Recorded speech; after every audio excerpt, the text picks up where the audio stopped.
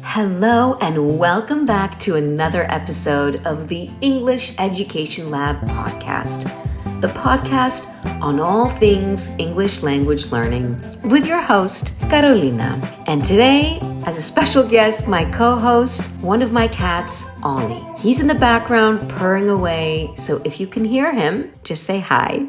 So today, my friends, we are going to be talking about my top tips on how to stay motivated and organized while learning English, especially while learning English in an online course. Now, taking online English courses has definitely become the go-to method for learning English as a second language. With the luxury of studying from anywhere, whether it be your couch, a coffee shop, or even while lounging in bed, my favorite, students can enhance their language skills without the fuss of traditional classroom settings. So this is a huge advantage. We love the flexibility, but let's be honest. While online ESL classes can offer many perks, they also require a fair amount of self-discipline, motivation, and good organizational skills. Sounds easy, right? Well, not for everyone. So let's dig into some valuable tips that will help you stay on track and yield big results. So let's start with tip number 1, which is set clear, achievable goals. First things first, my friends, you need a game plan. Think of setting goals like building a Lego structure. Go back to when you were a kid. Most of us loved Lego. And when we wanted to build let's say a Lego hospital or a Lego car, we needed the instructions. We needed a plan. Without those instructions and clear plan, we would have ended up with a very questionable looking sculpture. Before you begin anything, you need to have a plan and you need to have a very clear goal. So let's talk a little bit about that. First of all, let's look at your long-term goals. Ask yourself, what do I want to accomplish? What is your ultimate goal? Are you looking to just boost your conversational skills? Are you looking to become a master at small talk? Are you looking to ace your next job interview? Defining your ultimate goal will help guide your studies. Then you want to break it down. Let's just say your ultimate goal is to master English conversation. It's important to start small. Focus on achievable tasks like learning 5 new phrases each week or practicing conversations in everyday situations. Think of it as building blocks. Step by step, your fluency will improve. You can also break it down by concentrating on specific language aspects each week, such as vocabulary, grammar, or pronunciation. Remember, and I cannot repeat this enough, consistent progress, no matter how small, yields great results over time. Lofty, undefined goals are much more likely to fall apart without this incremental or step-by-step focus. Remember, Rome was not built in a day, and neither is your English fluency. Now, set deadlines. Nothing sets the tone for productivity like a well-defined deadline. Setting specific timelines for your goals not only helps you stay focused, but also reduces the temptation to procrastinate. And we are all guilty of this, including me. My hand is up.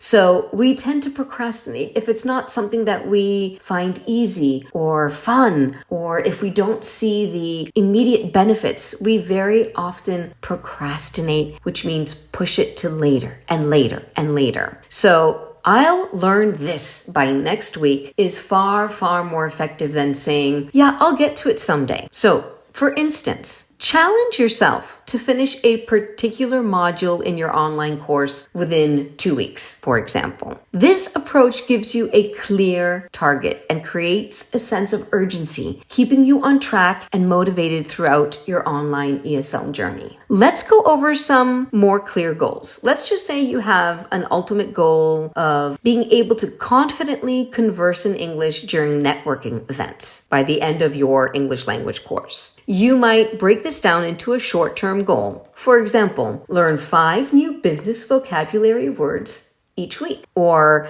practice introducing myself in English for at least 10 minutes each day. Then create a deadline to go along with that. I'll review all new vocabulary by Friday and practice speaking with a friend by Saturday. Having clear goals will keep you focused and give you a sense of accomplishment as you progress through your online ESL course. Trust me on this one. Each time you meet a milestone, no matter how small, you'll boost your confidence, fuel your motivation to keep going, and this is absolutely key. Clear goals will also make it easier to track your progress and adjust your learning strategy as needed, ensuring you stay on that path to success. And here's a little side tip. All of these tips will work with other areas of your life as well. This is not just specific to language learning. So next, let's move on to my second tip. Create a study schedule and stick to it like your life depends on it. So flexibility, of course, is great until it turns into chaos. While studying English online means you can do it in your pajamas, which we all love, it also means you need to create a solid study schedule. Now, how do we do that? How do we build a productive study schedule? Let me give you some tips. First, identify your peak hours. Are you a morning person or are you a night owl? Meaning, are you more productive at night? So find your sweet spot and schedule your study sessions for those hours. If you're someone who is not fully awake until your third or fourth cup of coffee, maybe avoid early morning sessions. They won't be productive. So you might want to concentrate on evening lessons. And that is identifying your peak hours right there. Be honest with yourself, find the time that works, and then pencil it into your diary or your calendar. Another tip, short sessions, in my opinion, are key. Cramming and pushing in hours and hours of work is almost never beneficial. So aim for 30 to 45 minutes max of focused study daily. Your brain, I promise you, will thank you for not trying to absorb everything at once. Consider scheduling maybe longer sessions once a week for deeper dives into more complex topics. And again, another tip that is so valuable, incorporate breaks. Now, one of my favorite techniques is the Pomodoro technique, and I'll explain that to you in a moment. But this is a technique used to study that incorporates breaks, that gives your mind the space it needs to really consolidate everything, allows you to breathe, and allows you to come back with more energy and ready to work. So here's how it could work. Study for 25 minutes, then reward yourself with a little 5-minute snack/coffee break. Breaks not only refresh your mind, but also help maintain your enthusiasm for learning. So try using these breaks for quick physical activities as well, like stretching, walking around, taking your dog for a mountain walk. These are all great ways of helping you stay on track. Next tip is create a dedicated study space. Now, though your couch may seem very inviting, it can also be a one-way ticket to Distraction Town. So establish a dedicated study space where your brain knows it's time to get serious. So, how can you do that? First of all, choose a quiet spot. Find a distraction-free zone where the only thing you hear is the sound of your own brilliance. Jokes aside, find a quiet spot where you will not be interrupted. And consider using noise-canceling headphones if you're in a noisy environment. Make sure your study area is comfortable enough for long sessions, but also not so comfortable or cozy that you're going to feel like falling asleep. Eliminate all distractions, so keep the clutter at bay. Have an empty desk. Don't have 1,000 different things around you. Turn off pesky notifications on your phone. And remember that social media can really wait until your study session ends. Even better, turn off your phone completely or put it in another room altogether. Your brain will function better without the constant ping of Instagram notifications. You can even use apps like Forest or Freedom to block distracting websites during your study sessions. And then, of course, keep materials handy. Ensure you have easy access to all the tools and resources you need for your lessons. That includes textbooks, notebooks, and of course, a good internet connection. Being prepared can save you valuable time and energy, of course. And use organizational tools like folders or a dedicated digital platform. I love to use Google Drive to keep your resources sorted. Now, in creating your study space, make sure that you have a proper desk and chair to stay alert and focused. Make sure that you have good lighting. Natural lighting is best, but if you're a night owl, consider good desk lighting to avoid straining your eyes. And of course, my favorite, a few personal touches. You might want to add some motivational quotes or fun decor to keep your spirits high when you study. So when you designate a specific space for studying, your brain associates that environment with learning, making it easier to focus and be productive. Trust me on this one. Another tip, stay engaged with interactive tools and resources. Learning English online does not have to be all about textbooks. Embrace many of the interactive tools available to keep your experience fresh and exciting. So, what could that look like? Here are some examples. You could participate in live classes. Get involved. Speaking up in virtual classes is not just encouraged, it's a fantastic way to practice your English. So participate in live classes. Get involved. Speaking up in virtual classes is not just encouraged.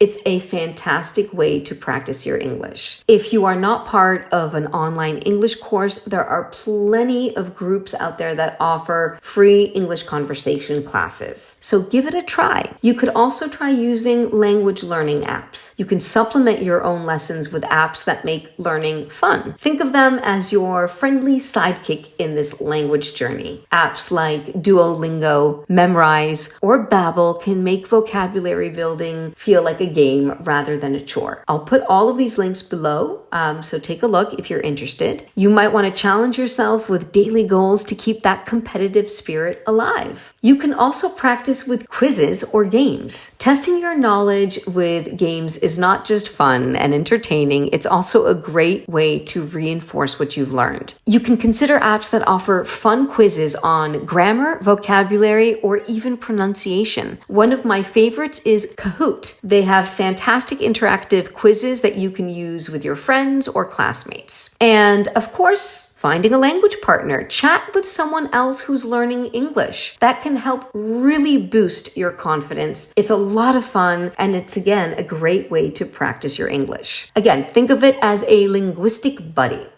Platforms like Tandem or HelloTalk can connect you with partners around the world. Consider scheduling regular video calls to practice speaking in a comfortable environment. You can also listen to podcasts and YouTube channels like my own that will explore engaging content focused on ESL learning. Listening to native speakers will improve your comprehension and pronunciation. So our very own podcast, as you are listening to right now, is designed to help learners like you. I offer episodes packed with useful tips, practical conversation starters, and advice to enhance your speaking, listening, and understanding skills in English. So if you've enjoyed this episode, please pop back in next week for my next episode. Now, by incorporating different tools and resources into your study routine, you will keep your lessons varied and exciting, which truly is key to staying motivated while learning. Now, my fifth tip, and this is also extremely important, track your progress. Seeing your progress is a fantastic way to keep your motivation levels high.